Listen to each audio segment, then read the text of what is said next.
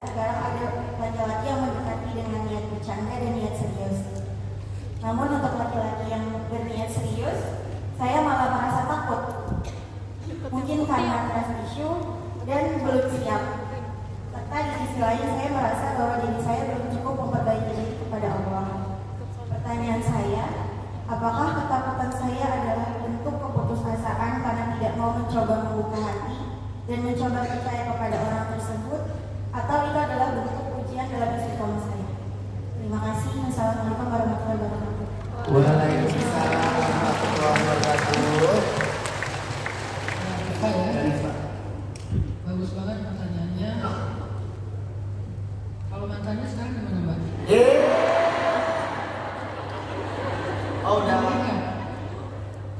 Udah punya Pacar belum nikah tapi. Kok tahu, Mbak?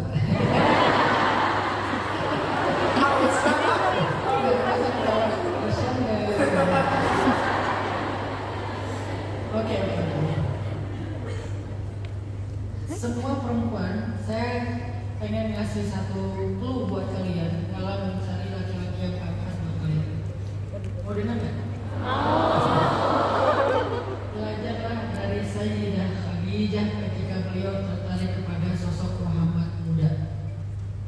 Khadijah itu elegan banget cara mencari jodohnya. Brilian banget cara dia mempelajari tentang sosok Muhammad muda ini. Apa yang dilakukan Khadijah ketika dia tertarik? Siapa sih perempuan yang gak tertarik kepada Nabi Muhammad muda? Rambutnya ikal sepundak, ideal, toleh, baik, pokoknya udah perfect banget lah. Udah pasti semua perempuan mengidamkan Nabi Muhammad muda. Walaupun mereka belum tahu itu akan jadi nabi, tapi udah kelihatan unggul spesial banget. Begitu juga dengan Khadijah. Akhirnya Khadijah karena serius pengen tahu lebih lanjut tentang sosok Nabi Muhammad, dia pun mendekati Nabi Muhammad. Dengan cara apa dia mempelajari Nabi Muhammad? Dia mempelajari Nabi Muhammad ketika safar. Makanya kata Nabi, kalau kalian ingin mengenal seseorang, safarlah dengan dia minimal 3 hari. Maka kalian akan tahu siapa dia, karakter utamanya seperti apa, keasliannya seperti apa. Akhirnya Khadijah pun ingin mempelajari Nabi Muhammad ketika Nabi Muhammad safar. Apakah Khadijah safar bareng Nabi Muhammad? Enggak gitu, karena dia elegan, dia solehah, gak mau safar berdua. Apa yang dia lakukan? Khadijah mengutus seorang orang kepercayaannya untuk safar bareng Nabi Muhammad. Nama orang tersebut adalah Maisarah. By the way, Maisarah itu bukan cewek, Maisarah itu laki-laki. Jadi jangan pernah kasih nama anak Maisarah. Jadi namanya siapa? Saya Maisarah. Kok Maisarah? Ya kan nama perempuan, kan nama sahabat Nabi kan. Maisarah itu laki-laki, bukan perempuan. Jadi nggak semua yang oh itu perempuan, bukan. Jadi Maisarah adalah seorang laki-laki pembantu Khadijah yang udah sekian tahun bareng Khadijah, dan Khadijah percaya banget dengan dia, orangnya jujur. Maka Khadijah pun berpesan kepada Maisarah, tolong dampingi Muhammad untuk berdagang barang-barang daganganku ke Syam, dan tolong pelajari tentang dia seperti apa orangnya. Akhirnya Maisarah pergi bersama Nabi, safar. Namanya pergi dari Mekah ke Syam itu nggak 3 hari, bisa lebih dari sebulan. Itu waktu yang sangat cukup untuk mempelajari seseorang, apalagi safar. Maka dalam perjalanan itu Maisarah terus memperhatikan Nabi Muhammad. Bareng dengan Nabi siang dan malam terus melihat. Dan ketika pulang, Maisarah cerita kepada Khadijah, kata Maisarah, wahai bunda Khadijah, aku tidak menemukan pada sosok Muhammad muda itu kecuali kekaguman, keistimewaan, dan keajaiban yang luar biasa. Sepanjang jalan dia melihat keajaiban dan kekagumannya kepada Nabi Muhammad. Apa? Pertama, aku merasa dia seseorang yang istimewa. Setiap kali dia naik unta dia itu berlari seolah-olah tidak membawa beban. Dia tidak memberatkan unta, malah meringankan unta itu. Ketika dia naik unta, untanya berjalan biasa. Tapi begitu dia naik, unta itu berlarinya seperti tidak bawa beban. Dan itu sudah terjadi sejak Nabi masih bayi kan. Ketika dibawa sama Halimah dari Bani Sa'di, sehingga dikenal dengan nama Halimah Sa'diyah.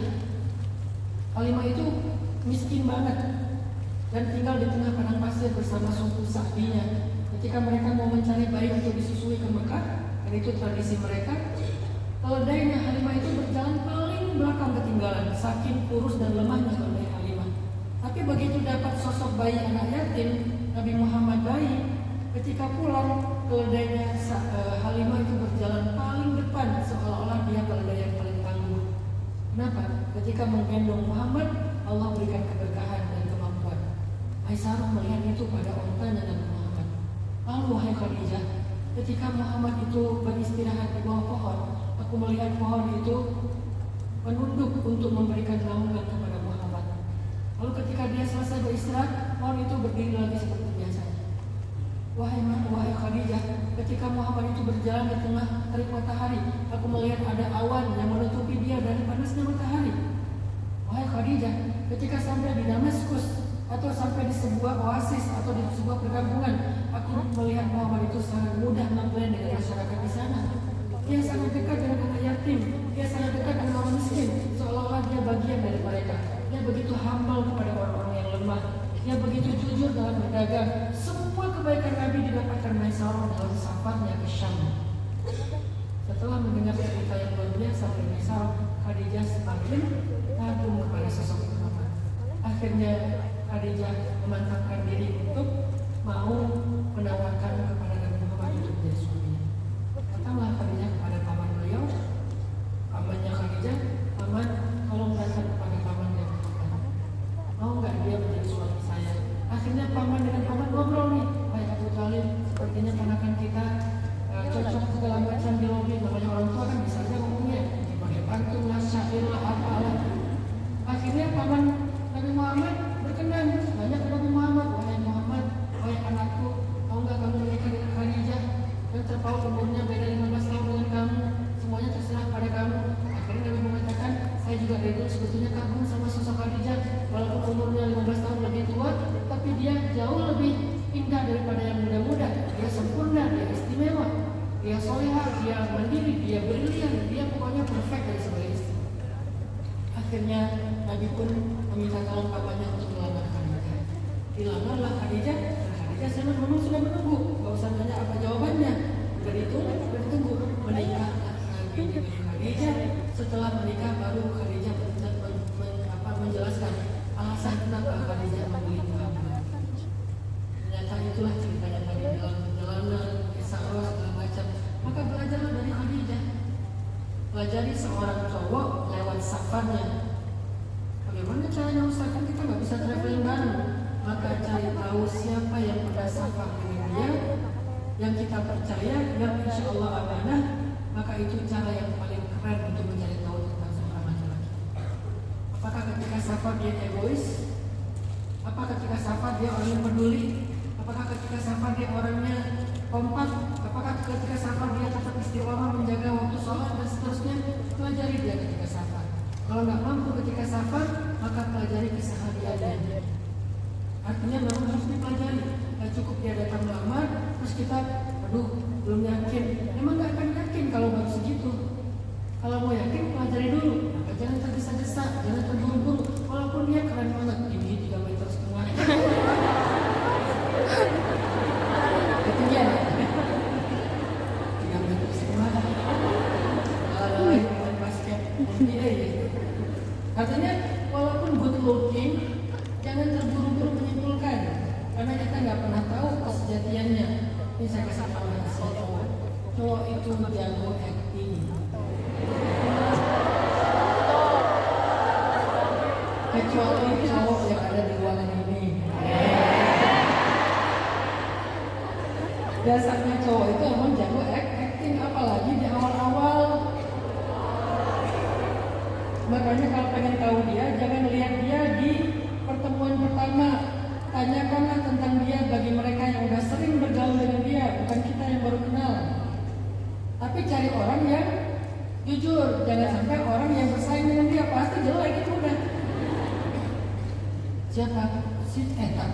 Janganlah kata saya kan bisa. Karena dia yang naksir sama kita ya, makanya jangan nanya ke dia. Sama aja kayak orang menikah, saksinya mantan, nggak bakalan sah. Gimana nikahnya? Ini saksi sah? Enggak. Kalau saksinya mantan, gimana mau sah? Jadi tanya ke orang yang jujur, pelajari intinya. Pesan moralnya pelajari dulu.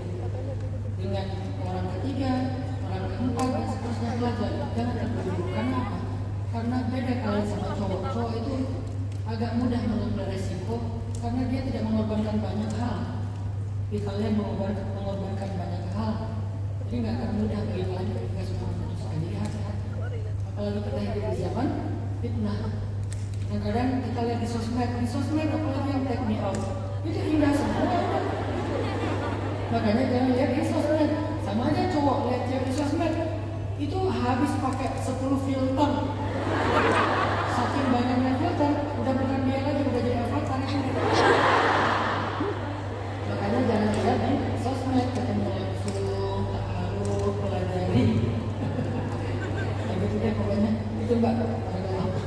Masya Allah, tabarakallah. Sudah di skill tadi ya, beberapa rahasia laki-laki ya.